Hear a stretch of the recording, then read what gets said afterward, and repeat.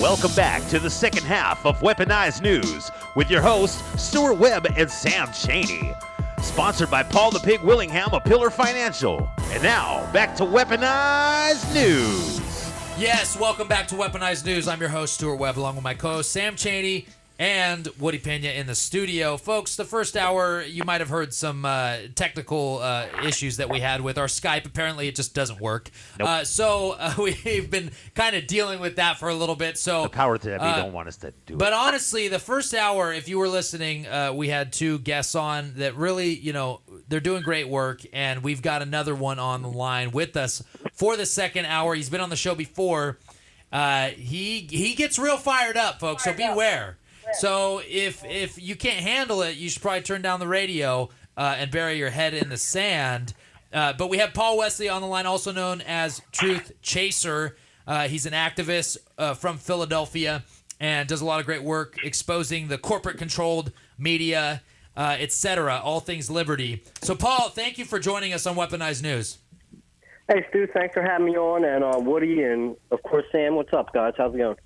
Well, it's just another day of, opening up Drudge Report and saying the Fed raises interest rates. So I guess everything's going to be okay, even though we don't manufacture anything in this country, Paul, as you know, and we buy it via our paper, our Federal Reserve debt notes. It's not money, it's currency. And, yeah, we're basically living in this matrix, and we're trying to make sense of it, expose it, and trying to restore an idea of individual freedom, liberty, and it's tough. It's turning into third world here in Fresno, California. Homeless people everywhere. Homeless people, zombies walking around, people drugged out of their mind. I mean, it's pretty crazy. How's it looking over there on your front, over on the East Coast? Any better than that? Not about the same, probably. Hopefully, I'll be getting out to Cali, hopefully by June or July or something like that. But okay, it's just I don't know where all these. I mean, I don't mean to be mean, but I don't. Stu, I don't know where all these homeless people are coming from. Yeah. It's just they're just like literally all over Aramingo Avenue, all over Allegheny Avenue, and you see them. They have like backpacks on, and they're out in front of the Wawas or the CVS's, bumming change. Now coming from someone who's been homeless before, I mean, it doesn't take much to get a shower, a shave. Absolutely. And, either get on welfare until you can find a job or do something. So you do activism. That'd be great. That'd be a good use of their time. And they got a lot of time on their hands, right? Hang out in the corners with a sign that says, I'll work food. Stand outside with a sign that says they're spraying in our skies and force vaccinating us and opening all our borders so everybody else can come in and steal our jobs. I mean, you know what? I would give money to. I would be more inclined to give money to people if we saw a homeless person, clean shaven, not even clean shaven, but even if he just looks raggedy, it's fine. And if he's reading a book like, The Creature from Jekyll Island, or reading the Constitution and said, hey, help support my education of this corrupt system. I mean, I'd be like, there you go. Here's $5. Keep learning. I will support your education if you learn about why you are homeless, why the system is put against you. You would think they would want to know. I think a big problem is they're drug addicts, alcoholics. Yeah. That just can't seem to get it together, and it's really bad where we are because right down the street from our office is a methadone clinic, and right across from that is Planned Parenthood. So it's like the worst of the worst, the worst neighborhood that you could imagine. We're subsidizing their lifestyles of being drug addicts, and I guess but get an that's abortion. in every city, though. I mean. Yeah. A major city, I would guess. It's here in Philadelphia. They just opened a methadone clinic for all the meth heads that are, And what are they giving them? They're just giving them patches and stuff like that. Yeah.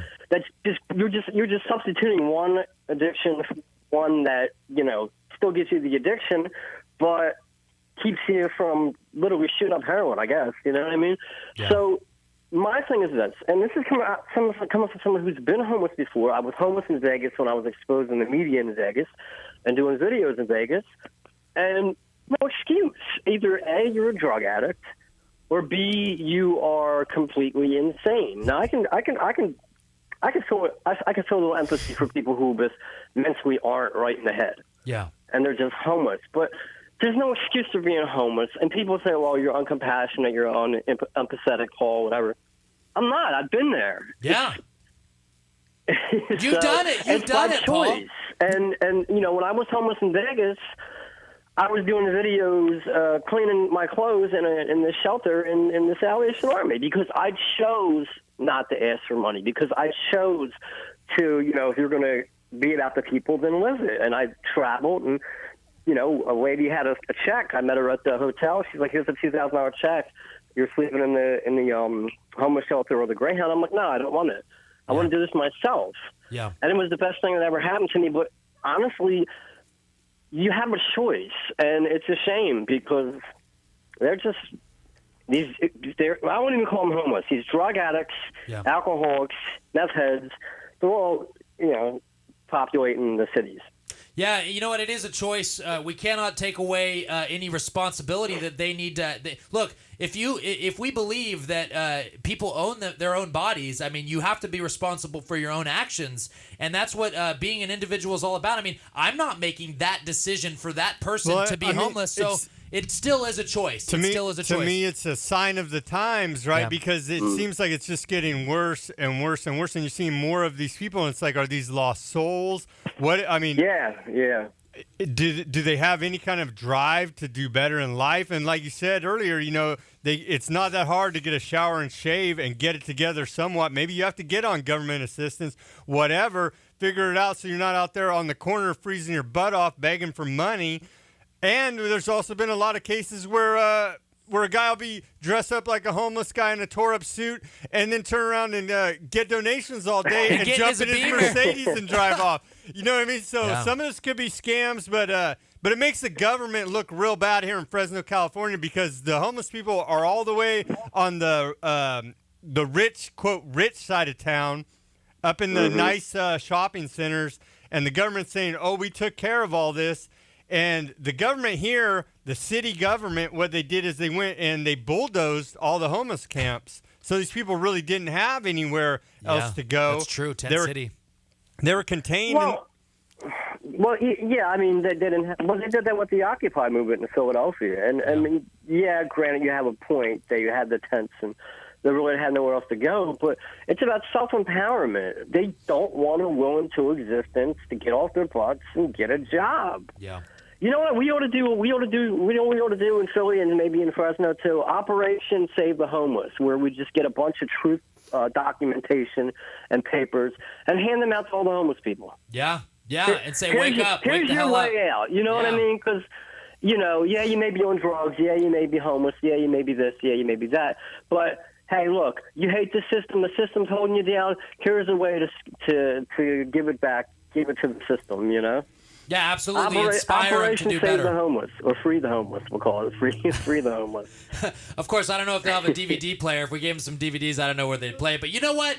There's no excuse. You know, these homeless people have phones. I mean, they could watch these documentaries online. I mean, the Obama deception documentaries. There's millions of videos, hundreds of documentaries you could watch for free online that would help these people, like, say, hey, you know, this system is corrupt. Let's fight this. Imagine if all the homeless people started to be activists, then we could actually maybe... That's an untapped army right there. Yeah, really, though. That's a great idea. So, look, we do need to understand that we are individuals, folks, here, and you are responsible for your actions as individuals. We own ourselves, and if you believe in liberty, you believe in freedom, then you believe you own your body, and no one can tell you different. And so what you do with that is your choice. And it's really important that we stress this, because a lot of people feel like, oh, you know, there's no use. Why even be an activist? How many times have you heard that, Paul? Why even go do your videos? Wow. Why should Sam and I do this show? Why should we even waste our time? You know, because I mean, what use it's going to do? Light. Yeah. Well, I mean, right? There's no point, really, right? There's no hope, right? Just do nothing. He said, sit home, drink Bud Ice, and do Bud Light and watch football. You know, and you can still do that and be an activist, and a productive one. I do. Yeah. Listen, I sit at home and watch a good game of football and drink Bud Ice or Bud Light. But I mean, I'm one of the most activists in the whole state of Pennsylvania. Nobody's bringing it as badass as much as I am. Yeah. Period. And I don't mean to be egotistical, but my time on this earth may be limited, because you never know. I might be here today and gone tomorrow. So I strive to better myself so other people can better themselves. I'm telling you that there's times when people ask me, hey, why do you keep on going? Or there's times when I've ask myself, like, these people just don't care. And, you know, they really, it's distress, but No, I don't yeah. know, what else, once you know what's going on, though, Stu, what else would you can't go back. You can't go back. Try. It's like you can't unplug from the once you take that you're red unplugged, pill. once you take the red pill, you can't go back. But you know what? That's what it's supposed to be. Look, I enjoyed watching, having a night with my wife and some family and watching the UFC fights this last weekend. That was enjoyable to me because you know what? We work hard. We are active. We read. We research. We try to get the truth out to people. We try to be, you know, as intellectual as possible and reason and understand things.